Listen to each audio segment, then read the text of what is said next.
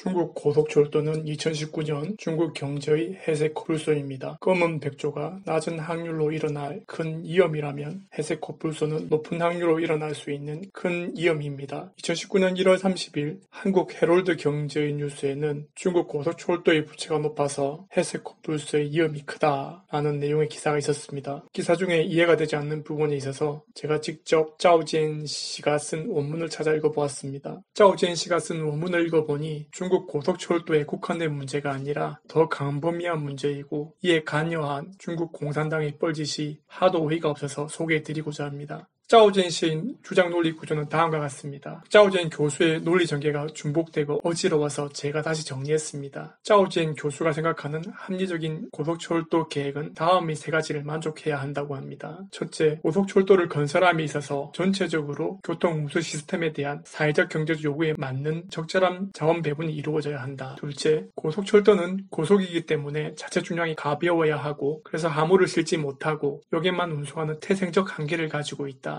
그리고 건설 비용이 일반 철로에 비해 2~3배에 이르기 때문에 많은 인구가 높은 밀도로 밀집된 지역에 건설되어야 한다. 셋째, 선진국의 교통 운수 모델 그 사례를 바탕으로 인구가 적고 밀도가 낮은 지역은 저가 항공을 이용한 항공 운수를 이용하는 편이 합리적이고 인구가 많고 밀도가 높아 경제성이 있는 지역은 고속철을 건설해서 전체적인 자원 배분의 밸런스를 유지해야 한다. 위에서 전제된 내용을 바탕으로 합리적으로 고속철도를 건설해서 중국 교통운수체계를 개선해 왔으면 중국의 내적 경쟁력이 향상되어 총요소 생산성이 현재처럼 마이너스는 아니겠지요. 하지만 중국 공산당의 정책은 뻘짓 일변도로 나갑니다. 짜오지엔 교수는 어떻게 중국 고속철도가 망가졌는지를 말을 합니다. 중국 공산당은 중국의 고속철도 운영 거리와 운영 속도에서 세계 최고를 자랑하면서 공산당의 업적으로 내세우고 있지만 그로 인해 망가진 교통운수 체계와 막대한 부채는 숨기고 있습니다. 고속철도를 짓지 말아야 할 곳에 지어서 자산의 수익률이 부채 상환이자에 크게 못 미쳐 악성 부채가 급속도로 늘어나고 있다고 합니다. 그래서 짜오지엔 교수는 간략하게 운송 밀도로 비교를 합니다. 일본 고속철도의 경우 평균 운수 밀도는 3,400만 명이고 최고 운수 밀도를 나타내는 곳은 토카이도 시엔으로 9천만 명입니다. 반면 중국의 평균 운수 밀도는 1,700만 명이며 최고의 운수 밀도를 나타내는 곳은 베이징, 상하이를 이어주는 징후시엔으로 4,800명을 나타냅니다. 하지만 이 징후시엔의 자산 대비 수익률도 2,200억 위엔의 자산을 이용해서 100억 위엔의 순이익을 내는 자산 대비 수익률 ROE가 5%에 불과하다고 합니다. 중국 최저 운수 밀도를 가진 곳은 란신시엔입니다. 란조우에서 우르무치를 이어주는 구간으로 전체 길이가 1,800km에 달합니다. 하지만 란신시엔의 운수 밀도는 230만 명에 불과하다고 합니다. 일일 수송 능력이 160대인데 실제 운용 대수는 4대로 전체 수송 능력의 2.5%만 사용하고 있는 실정이라고 합니다. 이렇게 짓지 말아야 할 곳에 고속철도 투자를 한 끝에 심각한 2개의 문제점을 야기시킵니다. 첫 번째, 금융부채 문제입니다. 고속철도의 건설은 중국 철로총공사와 지방정부의 공동투자로 이루어집니다. 그 비율은 프로젝트마다 조금씩 다릅니다. 우선 중국 철로총공사의 부채 문제입니다. 우습게도 중국 철로총공사의 수익과 지출 내역은 극비라고 합니다. 정말 황당하지 않습니까? 이게 나라입니까? 그래서 경제 전문가인 짜오지엔 씨도 미디어에 공포된 부채 비율과 운송 수입으로 유추할 수밖에 없는 상황입니다. 중국 철로총공사의 부채는 2005년 4,768억 위엔인데 2018년 하나 900조 위엔에 해당하는 5조 2,800억 위엔으로 11배나 뜁니다. 2018년 운송 수입 총 매출이 3,400억 위엔인데 보통 철도, 화물철도, 고속철도 전부 합쳐진 수치인데 짜오지엔 교수는 고속철도 부분은 2016년 자료를 바탕으로 유추해내는데 고속철의 전체 운임 매출이 고속철도 부채의 상한이자에도 미치지 못하고 있다고 합니다. 오해하지 마십시오. 순이익이 아니라 매출입니다.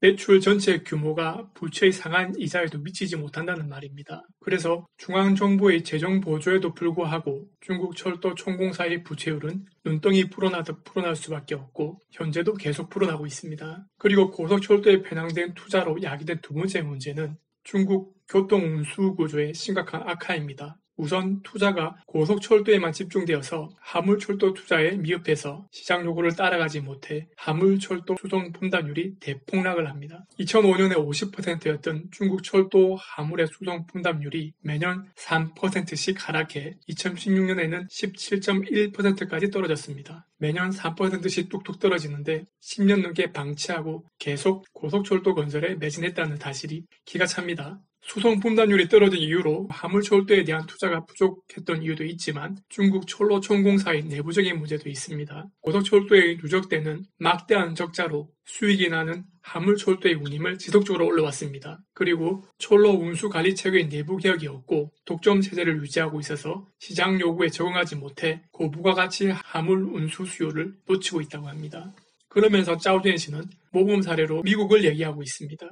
미국은 대표적인 도로 운송이 발달된 국가이지만 철도의 화물 수송 분담률이 40%에 이르고 세계은행의 구매력 평가에 따른 2009년에서 2014년의 데이터를 보면 중국의 철로 화물 가격은 미국의 1.3배라고 합니다. 2016년 미국 철로의 평균 운임은 0.18162엔 per 킬로미터 폰인데 대량 화물 요금의 경우 구매력 평가에 따른 조정 없이도 중국보다 낮다고 합니다. 미국은 1980년 스태거스 철도 법안 통과 후 이노베이션과 기술의 진보에 의한 운영 효율 제고를 통해 철로 화물 운송 가격이 계속 하락했습니다. 동합 팽창을 제외하면 2016년 미국 철도 운임은 1981년에 45%에 불과하다고 합니다. 미국 철도 화물 운송의 운임 하락은 물류 원가를 낮추어 거대한 경제 전반적인 이익을 만들어 창출해내고 있습니다. 그럼 왜 중국의 교통운수 체계에서 이런 엄청난 뻘짓이 일어나고 있을까요? 바로 중국 공산당 때문입니다. 짜오젠 교수는 이렇게 설명합니다.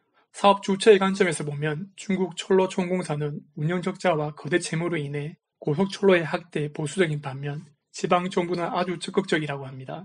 왜냐하면 고속철로 건설의 투자가 주로 혹은 부분이라도 중국 철로총공사에서 부담하고 고속철도역과 연계된 부동산 개발로 지방 GDP를 증가시킬 수 있고 정치적 업적을 만들 수 있기 때문이고 채무의 상한은 다음 정부가 떠맡기 때문입니다. 라고 말했습니다. 그리고 경제성이 없는 지역은 고속철이 아니라 저가 항공으로 해결하는 것이 합리적이라고 합니다. 하지만 그렇게 하지 못하는 이유는 민영기업의 저가 항공 진입을 막는 체제의 장벽도 있지만 근본적인 이유는 지방정부 입장에서는 저가 항공은 투자 규모가 작아서 GDP 증가가 고속철도 건설에 크게 못 미치기 때문에 매력적이지 않다고 생각하기 때문이라고 합니다. 그래서 중국의 저가 항공 시장 점유율은 6.4%로 미국의 31.5%, EU의 41.2%, 동남아 지역의 56.4%에 비해 크게 뒤떨어져 있습니다. 국가 경쟁력에 중차대한 교통운수 정책이 이런 식으로 이루어지는 나라가 중국입니다. 이런 심각한 상황 속에서도 2019년 중국 공산당은 8,500억 위엔을 철도에 투자하겠다고 합니다. 6,800km 중 절반을 고속철도가 차지하고 있다고 하고 고속철도 건설 금액이 보통 철도보다 3배 비싼 것을 감안하면 8,500억 위엔의 75%인 6,375억 위엔, 하나 108조 원에 달하는 금액이 올해 고속철에 투자되는 셈이 됩니다. 어이가 없죠. 한국에도 예타 면제 같은 SOC 사업도 있지만 최소한 예비 타당성 조사라는 틀이 마련되어 있고 예타 면제 사업도 공개되어 있고 공론화되고 있습니다. 그리고 중국 철로총공사처럼 한국철도공사의 수익 지출 내역이 극비지도 않지요. 끝으로 한국교통운수의 내적 경쟁력 향상을 위해 연구 매진하시는 한국교통연구원 연구원님께도 깊이 감사드립니다.